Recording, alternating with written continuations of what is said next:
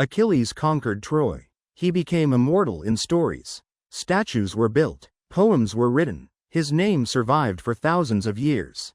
By every ancient standard, he won. But when he finally died, and stepped into the underworld, Achilles said something so disturbing that it destroyed the entire idea of heroism. He looked at Odysseus and said, "I would rather be a starving farmer on earth than the king of all the dead." Think about that. The greatest warrior in history, the man who chose glory over life, admitted it was a mistake. So what happened on the battlefield that made a living legend regret everything? What kind of man was Achilles really? Because behind the armor, behind the myth, was not a hero. It was something far darker. 12 boys kneel in the dirt. Their hands are tied behind their backs. They are not soldiers. They are not armed. They are prisoners. Standing in front of them is Achilles. He doesn't shout. He doesn't hesitate. He grabs the first boy by the hair, pulls his head back, and slices his throat open. Blood hits the ground. The body collapses. Then he drags the corpse toward a burning fire, and throws it into the flames. He turns back, and takes the second. Then the third. Until all 12 are dead. This is not a battle scene. This is not self-defense. This is a ritual execution. And this moment was not erased from history. It was written down. Because this is the real Achilles. Not the hero. Not the legend. But the most terrifying warrior the ancient world ever created. They told you Achilles was born a hero. They told you his mother dipped him into a magical river. They told you his skin became invulnerable. They told you only his heel was left unprotected. It is a clean story. Simple, comforting, and completely wrong. That version of Achilles does not come from ancient Greece. It comes from Rome, written centuries later to soften the brutality of the myth, to make the story suitable for children, to turn a weapon into a fairy tale character. The original Greek sources tell something far darker. Because Achilles was not blessed into greatness. He was forged. Like metal. Like a blade. Achilles was born to Thetis, a sea goddess who despised mortality. From the moment she held her son, she saw something she hated, human weakness. She did not see a baby. She saw fragile flesh. She saw future decay. She saw death waiting. And she refused to accept it. So she did not use water. She used fire. Every night, when the palace slept, Thetis carried the infant Achilles to the hearth. She laid his small body into the glowing embers, not to warm him, not to comfort him, to burn the humanity out of him. The ancient texts describe this ritual in disturbing detail. She believed that divine flesh could replace mortal flesh. That pain would purify weakness. That endurance could be forced into a child. Imagine the scene. A dark palace chamber. The sound of crackling fire. A newborn screaming as flames lick his skin. A mother standing over him, unmoved. Not with hatred, but with cold determination. This was not abuse in her mind. This was manufacturing. She was not raising a son. She was constructing a weapon. The ritual ended only because Achilles' father, Peleus, walked in. He saw his wife holding their child inside the fire. He heard the screams. He pulled the baby from the flames by force. And the damage stopped. But the lesson remained. From his first memories, Achilles learned something dangerous. Love hurts. Greatness requires suffering. Pain is proof of worth. This is how monsters are built. Not through rage, but through conditioning. Peleus knew his son was no longer normal. So he made another decision. He did not send Achilles to a palace school. He did not teach him poetry or politics. He sent him into the wild. To Mount Pelion. To be raised by Chiron, the centaur. Forget the friendly teacher figure shown in cartoons. Chiron's training was survival-based brutality. No soft beds. No cooked meals. No comfort. Achilles slept on stone. He hunted animals larger than himself. He learned to kill with his hands before he ever touched a sword. And the diet? The diet was designed to break empathy. Chiron fed him raw animal organs. Lion intestines. Wild boar marrow. Fresh blood. Ancient Greeks believed in something called sympathetic magic. The idea was simple. You become what you consume. Eat predators. Become a predator. Achilles wasn't being trained to fight. He was being trained to dominate. To feel no hesitation.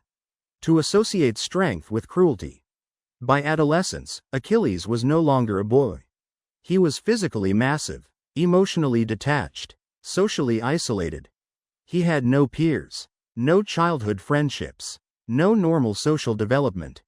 Only training, only violence, only survival. This matters. Because warriors are not born on battlefields. They are built in childhood. When the Trojan War approached, Achilles already knew his fate. A prophecy had followed him his entire life. If he went to Troy, he would die young, but be remembered forever. If he stayed home, he would live long, but be forgotten. This wasn't mythology to him.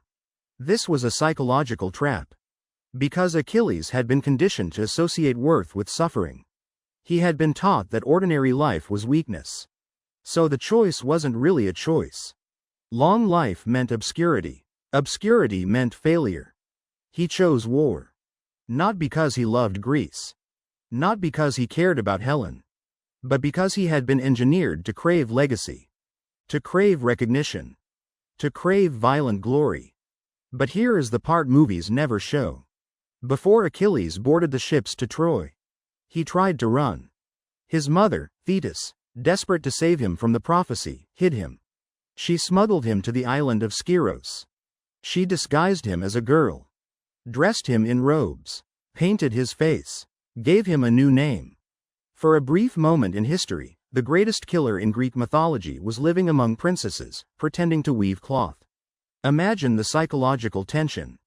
A boy raised on blood and fire. Now forced into silence and softness. Sitting still. Hiding strength. Suppressing instinct. It was unnatural.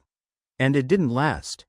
The Greek commanders knew Troy could not be taken without Achilles. So they sent Odysseus. Not with soldiers. With manipulation. He arrived disguised as a merchant. He laid gifts in the palace hall. Jewelry, perfume, silk fabrics. But among them, he placed weapons. A spear, a shield, a sword. The princesses rushed toward the jewelry. One girl drifted toward the steel. Achilles' hands hovered over the weapons. Muscle memory activated. Instinct took over. And then Odysseus gave the signal. A war horn blasted outside the palace walls. Panic erupted. The real princesses screamed and fled. But Achilles did not run. He grabbed the shield. He reached for the spear. He turned toward imaginary enemies. The disguise collapsed instantly. The predator revealed itself. Odysseus smiled. The trap had worked. Achilles had exposed himself. Not because of logic. But because violence was the only language his body truly understood. That moment is critical. Because Achilles was not forced to go to Troy. He revealed himself. He chose the battlefield. Even when safety was offered. So when you see Achilles later standing over bound children. When you see him dragging corpses behind chariots. Understand this. Those actions did not begin at Troy. They began in the fireplace of his childhood. They began in the wilderness. They began in the moment he learned that pain equals worth. By the time the Greek fleet reached Troy, Achilles was not a hero joining a war. He was a finished product. A perfected instrument of violence. A man whose identity had been stripped down to three things. Strength, reputation, rage. Everything else, empathy, restraint, hesitation, had already been burned away. And now, the real slaughter could begin. When Achilles stepped onto the shores of Troy, he did not arrive as an ordinary warrior. He arrived as something closer to a system, a moving machine built for destruction. The ancient world did not fight wars the way modern armies do. There were no professional training academies, no standardized units, no permanent structures of command. Most armies were temporary coalitions. Farmers who dropped their tools to pick up spears. Fishermen holding shields they barely knew how to use. Kings commanding men who wanted nothing more than to survive and go home. Achilles brought something entirely different. He brought predators. The men who followed him, the Myrmidons, were not casual soldiers. They were raised in harsh conditions, hardened by scarcity, trained through discipline and repetition. Their loyalty was not to Greece. It was not to Agamemnon. It was personal. It was to Achilles himself. When he moved forward, they moved with him. When he stopped, they froze. They did not break formation easily. They did not scatter when pressure increased. They advanced together, in rhythm, like a single organism. This alone made Achilles dangerous. But what truly separated him from every other warrior on the field was the way he fought. The Iliad describes his primary weapon in obsessive detail for a reason. His spear was not symbolic. It was not ceremonial. It was industrial, carved from dense ash wood taken from Mount Pelion, the same mountain where he had been trained. It was so heavy that no other Greek hero could lift it. Not Ajax, not Agamemnon, not Odysseus, only Achilles could wield it. In Bronze Age combat, this mattered more than skill alone. Most warriors carried lighter spears designed for speed and flexibility. They jabbed, they poked, they tried to find gaps in armor. Achilles used mass, momentum, physics. When his spear struck a shield, it did not simply pierce. It transferred force. It shattered arms holding that shield. It cracked ribs behind bronze plates. It knocked men off their feet before the blade ever touched flesh. He was not fencing. He was battering human bodies with raw kinetic energy. And the battlefield itself made this even worse. This was not the age of steel. Bronze bends. Bronze dents. Bronze dulls quickly. Weapons had to be reshaped after battles. Armor trapped heat, restricted movement, cooked men alive under the sun. Death was not clean. A spear strike did not bring instant silence. Men screamed, bled slowly, collapsed in convulsions while others stepped over them. Achilles thrived in this environment. He was stronger than most men, faster, less restrained by fatigue, less emotionally limited by hesitation. Where others fought cautiously, he advanced aggressively. Where others slowed down, he accelerated. And his reputation spread faster than his body count. By the second year of the war, Trojan commanders no longer treated Achilles as a normal enemy. His presence alone triggered retreats. Gates closed when he approached. Defensive lines collapsed before contact. His name became a warning signal, not of battle, of extermination. This was not accidental. Achilles understood fear. He cultivated it. He wanted enemies to break before the fight began. And often, they did. Before the war settled into the famous 10-year siege, Achilles turned the conflict into a raiding operation. He did not sit behind Greek lines waiting for orders. He led campaigns across the surrounding regions. Coastal cities burned. Inland towns were erased. Livestock was stolen. Gold was seized. Women were captured and sold. War became economy, and Achilles became its most efficient engine. Every raid expanded his wealth. Every victory increased his legend. But every success also deepened his dependence on violence. His identity was no longer tied to homeland, family, or community. It was tied to conquest. Without war, he was nothing. In ancient Greek culture, honor was not an abstract concept. It was physical. It was measured in loot, weapons, captured slaves, trophies taken from the battlefield. A man's worth was visible. If you lost your prizes, you lost your status.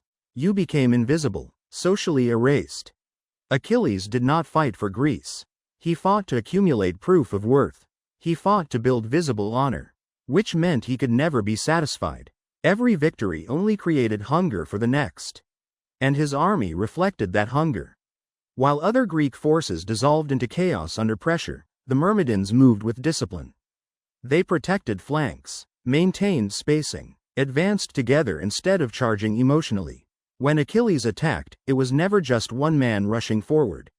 It was a synchronized shockwave. Troy felt that impact again and again. There was also something deeply unsettling about the way these men looked. Archaeological evidence from this period shows that elite warriors often wore helmets made from boar tusks. To create a single helmet, dozens of wild boars had to be killed. Their ivory teeth were stitched onto leather caps. Imagine standing on the battlefield and seeing not shining metal crests, but rows of animal teeth approaching you. It sent a message without words. These men hunted predators. Achilles led this pack. Unlike other commanders, Achilles did not fully submit to authority. He did not obey Agamemnon emotionally. Their relationship was transactional. He fought when rewarded. He withdrew when disrespected. He was not loyal to hierarchy. He was loyal to his own value. That fragile balance finally broke over a woman named Briseis. She was not a lover. She was not romance. She was currency, a public symbol of Achilles' victories. When Agamemnon seized her, it was not jealousy. It was humiliation. It was the equivalent of stripping medals from a decorated general in front of his troops. Achilles did not respond with immediate violence. He responded with something far more destructive. He stopped fighting. He pulled the Myrmidons out of battle. The effect was instant and catastrophic. Greek lines weakened. Trojan morale surged. Losses multiplied. Achilles did not lift his spear, yet thousands of men died because the most powerful force on the battlefield had gone silent. This was not passive resistance. It was calculated pressure. He allowed allies to die to prove his importance. Men he had eaten with. Men who trusted him. He sacrificed them to protect his pride. Without Achilles, the Greeks were exposed. Hector advanced. Defensive positions collapsed. The Trojan army pushed toward the ships. Fire threatened the fleet, and Achilles sat inside his tent, polishing armor, listening to the sounds of battle, waiting. Not because he was afraid. Because he wanted the world to feel what happened when he was absent. But the pressure was building. The war was approaching a breaking point. And someone else was about to make a decision that would drag Achilles back into the battlefield. A decision that would unleash the bloodiest phase of the entire war. The fire was already rising from the Greek ships when Patroclus finally broke. For days he had watched the battlefield from inside Achilles' camp. He had listened to wounded men scream as they were carried past the tents. He had smelled burning wood and flesh carried by the sea wind. He had seen Greek soldiers retreat again and again while Achilles remained seated, silent, unmoving.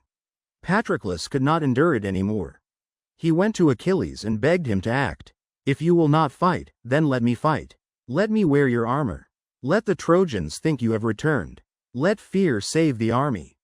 Achilles refused to rejoin the battle, but his pride allowed a compromise. He agreed to lend his image, but not his identity. He gave Patroclus his armor. He gave him the Myrmidons. But he gave him a command that was rooted in ego, not strategy. Drive the Trojans away from the ships, but do not pursue them. Do not steal my glory. Patroclus accepted. He strapped on the armor that everyone associated with death. The bronze plates that had terrified Trojans for years. He placed the helmet with its towering crest on his head. But there was one thing he could not take. Achilles' spear. It was too heavy, too massive. It remained in the rack. Patroclus charged anyway. The effect was immediate. The Trojans saw the familiar silhouette moving across the field. Panic erupted. Lines broke. Men fled. They believed the predator had returned. And Patroclus felt it. He felt power. He felt command. He felt the intoxicating rush of leading the most feared unit on the battlefield. He drove the Trojans back from the ships. He pushed them across the plain. He broke their formations, and then he forgot the order. He did not stop. He chased them toward the walls of Troy. In the chaos beneath the gates, the illusion collapsed. Apollo struck him from behind, knocking the helmet from his head. The deception ended. Euphorbus wounded him. Hector finished him. Patroclus fell in the dust, bleeding, dying, far from the safety of the camp. When the message reached Achilles, the world shifted. He did not rage immediately. He collapsed. The strongest man alive fell to the ground and clawed at the earth. He poured dust over his hair. He pressed his face into the dirt. His body shook. This was not theatrical grief. It was psychological disintegration. Patroclus was not just a companion. He was Achilles' emotional anchor. The last thread connecting him to something human. When Patroclus died, that thread snapped. And the transformation began. While Achilles wept, Trojans fought over Patroclus' corpse. They tried to drag the body back to Troy. They stripped the armor. Hector put it on. Achilles' own image now moved against him. Achilles rose from the ground. He had no armor, no shield, no weapon. But he did not need them. He walked to the edge of the Greek trench and stood silhouetted against the sky. Athena surrounded his head with a burning glow. Flames appeared to rise from his scalp. Then he screamed. Not a command. Not words. A raw sound of rage. The sound rolled across the battlefield like thunder. Trojans panicked. Horses reared. Soldiers trampled each other. Men died without Achilles touching them. The sound alone was enough. That night, Achilles refused to eat. He refused to sleep. He refused to wash the dust and blood from his body. He swore an oath. He would not bury Patroclus until he had killed Hector and slaughtered 12 Trojan nobles in revenge. He was no longer a man seeking honor. He was a force seeking blood. The next morning, new armor arrived, forged by Hephaestus himself. Bronze that reflected the sun like fire. A shield that carried the image of the world Achilles would never live in. Peace, harvest, marriage, life. He strapped it on without hesitation. He yoked his immortal horses. One of them spoke and warned him. Your death is near. Achilles answered without fear. I know, but I will not stop. And with that, he rode toward the battlefield. Not to fight. To a race.